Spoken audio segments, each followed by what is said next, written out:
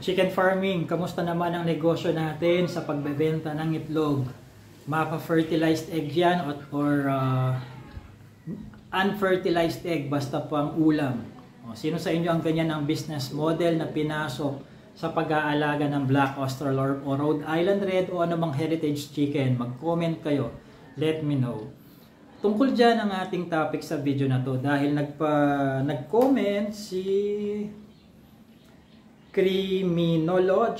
Criminological Wisdom 1683. Yan ang kanyang username, handle sa YouTube. Ito ang kanyang kinoment. Sir, paano po yung fertilized eggs hindi na incubate? Ito po ba ay masisira? Pwede po ba itong ibenta as stable eggs? So may collection si Criminological Wisdom 1683 ng fertilized eggs, no? Hindi ko alam kung itlog ng anong poultry animal, pero kahit anong hype yan, kahit anong poultry animal yan, sige. Nakakollect siya ng mga fertilized eggs. Ang problema, hindi niya napa-incubate. Ang tanong niya ngayon, hindi pa daw ba kaya nasira ang mga yon? Pwede pa daw ba niya kayang ibenta as table eggs? Pag sinabing table egg, pang ulam, pwede pa ba kaya? Ano sa tingin ninyo? Okay. Kapag pinag-uusapan ng mga itlog na pang-ulam, hindi na importante kung fertilized yan or table egg lang talaga siya. Ibig sabihin walang similya. Ang pinaka-pinag-uusapan na lang dyan, no, sa topic natin, fresh pa ba ang itlog? Fresh pa ba? No? Ngayon, kapag magbebenta ka ng table egg sa mga gustong mag-ulam ng fresh na itlog, make sure wag kang masira doon sa magbebenta ka ng lumang itlog na. Let's say yung nangangamoy na, yung hindi na buo yung kanyang egg yolk, no? Pag kirinak mo doon sa kawali, talagang kumbaga hindi na intact yung pinakapula o yung egg yolk nga. Yung yolk, yung pula ng itlog, intact na, no? Kumbaga pagkakarak niya kalat na agad sa kawali. So yun ang iiwasan natin dahil hindi na uulit yung customer sa iyo nun pagka gano'n ng itlog. Worse is kung mabaho pa yung itlog, no?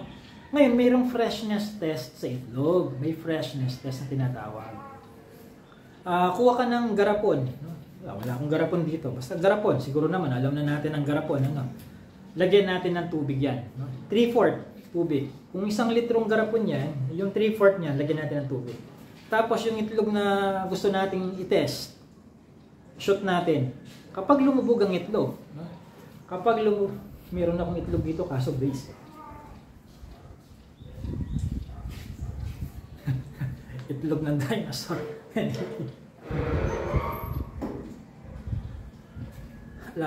Segue ko lang. Okay, kunyari itlog to. Paano malalaman kung fresh ang itlog? Pagka-shoot mo doon sa tubig, container na may tubig, no? Kapag naka-lay down flat yung itlog doon sa bottom ng garapon, fresh yan. Kung tumatayo yan, lalo na kapag umaangat yan, nagpa-float, lumuluma na yung itlog noon, no? Ang goal natin ay magbenta tayo ng mga itlog na fresh, yung nakahiga lang, no? Doon sa bottom, sa flooring ng container na may tubig. Ngayon, ibig bang sabihin niya, lahat na lang ng itlog na ibebenta, i-shoot natin. If a freshness test natin, hindi. Okay, ganito yan. Relatively considered fresh ang itlog, basta hindi pa yun umaabot ng mahigit 1 linggo. Para sa akin, mahigit 1 linggo. Ma-extend ang kanyang freshness kung pagka-harvest ay ipapasok yan sa chiller. Now, kung nasa room temperature lang yan, magmula nung hinarvest siya, after a week, medyo hindi na yan flat doon sa freshness test natin. Medyo nakaangat na yan doon sa bottom. Kung hindi man, baka nakapatayo na yan o kaya medyo paangat na. Huwag nang kakainin dapat ang itlog na nagpa-float na doon sa garapon.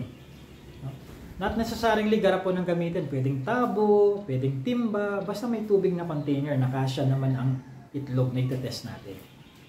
So, ganun ang ginagawa ko sa Alpha Adventure Farms kapag nagbebenta kami ng table egg ng Muscovy duck, Peking duck, ng kahit na anong manok, pabo, bengala. Dapat isang linggo, hindi lalampas yan ng isang linggo magmula nung inilabas ng poultry animal sa kanyang vent, yung sa kanyang oviduct, kumbaga, no, not oviduct, but yung kanyang vent, no, vent yung itlog.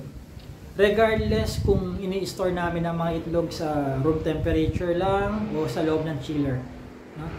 Para fresh, para iwas yung masira ka sa customer mo. Mahirap na, no? Umorder ng 3 tray. Ang balak pa man din sana ng customer, every week 3 trays. Eh, yung unang order niya sa'yo, kung hindi maamoy, makalat na yung egg yolk kapag kinakrak sa kawali, kung saan nagpiprito, ano? So, yun ang iniiwasan natin. Basta, rule of thumb ko, wag more than 1 week old ang itlog kapag ibebenta as table egg. Regardless kung fertilized yan or unfertilized. Okay? So, siguraduhin ko lang na nasagot ko bawat tanong ng comment.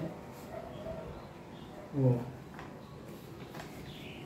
Basta hindi pa lang pas 7 araw yung nakolekta mong fertilized egg, pwede mo pang ibenta yan as table egg. Pero check mo muna, no? Kasi kapag ka nasa room temperature lang yan, let's say, kinolect mo lang yung itlog, kumuha ka ng bakanting pugad, doon mo isinushoot lahat, tapos mababa pa yung yero, mainit yan, syempre yung yero, mapapabilis yung pagkaluma ng mga itlog. So, do a freshness test, yung tinuro ko dito sa video na to, no? So, yun ang gawin. And then, kung balak mong magbenta ng table egg,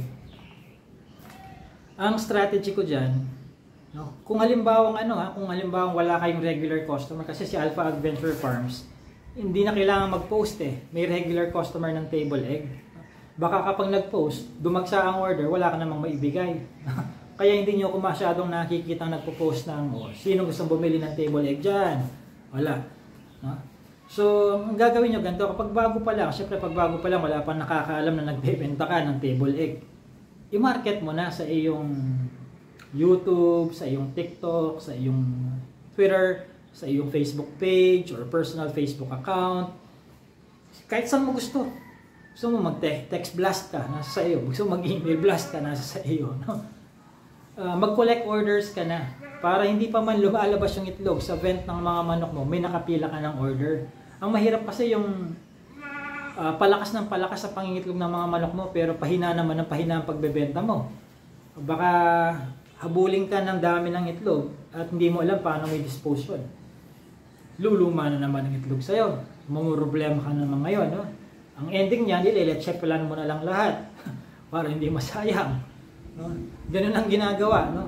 Pagka kinukulang ng buyer, let-check plan mo yung mga itlog. Okay? Nasa marketing lang din yan. No? Strategy ko yan. Strategy talaga dyan is bago ka pa palabas ng itlog, mag-announce ka na, collect orders na, pumila na sila. Okay, so sa lahat ng mga gustong matutunan yung lahat ng programa ni Alpha Adventure Farms sa pag-aalaga ng heritage chicken, number 1, cultural management.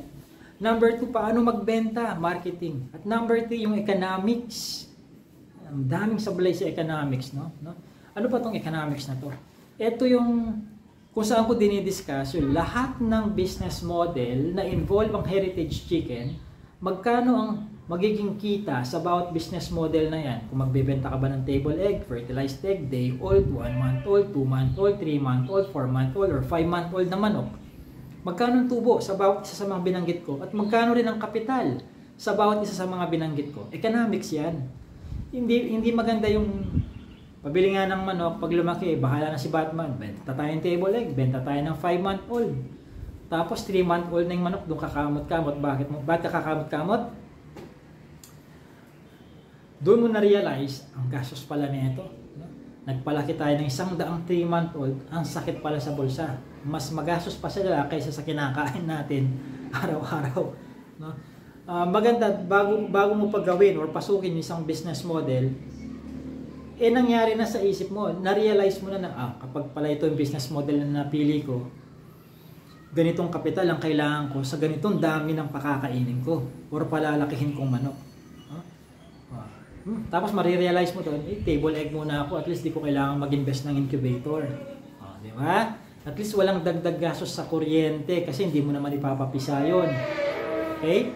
So, yun ang Module 3 Economics na sinasabi ko. Mas maganda kung pagnenegosyo ang habol mo sa pag-aalaga ng Rhode Island Red, Black Australorp, Barred Plymouth Rock, Decal Brown, unahin mo na munang i-register ang sarili mo doon sa 3 modules bago ang manok. Kasi yung manok, anytime makakabili ka naman sa akin, makakapila ka naman. No? Makakapila ka sa akin. Ang problema, yung kaalaman, hindi ka naman pwedeng bumili sa akin ng pabili nga ng 3 tumpok ng kaalaman sa cultural management, marketing, economics. Hindi kita mabibenta ng ganun. No? Kahit patirhan pa kita dito sa isa sa mga kwarto sa bahay namin, hindi mo matututunan ng isang araw minsanan yun. No? Kaya unahin mo yung seminar bago ang manok. Basta may pambili, makakabili ka ng manok eh. Mapaparating mo ang manok. Ang problema, kahit may pera ka, kung hindi ka mag-aaral, empty pa rin ito. Kaya unahin mo yung hindi mabibili ng pera mo ng per tumpok or kada ulo. Yung kaalaman. Kasi mano-mano mong pag-aaralan pa rin yun eh. Ikaw mismo mag-aaral. O siya, nasa description ng video yung link paano mag-register sa goat farm, sa chicken farming seminar, paano bumili ng Rhode Island Red, Black Australorp, Decal Brown. Yun. Okay, iwan ko sa description ng video. So this has been JC De Guzman of Alpha Adventure Farms.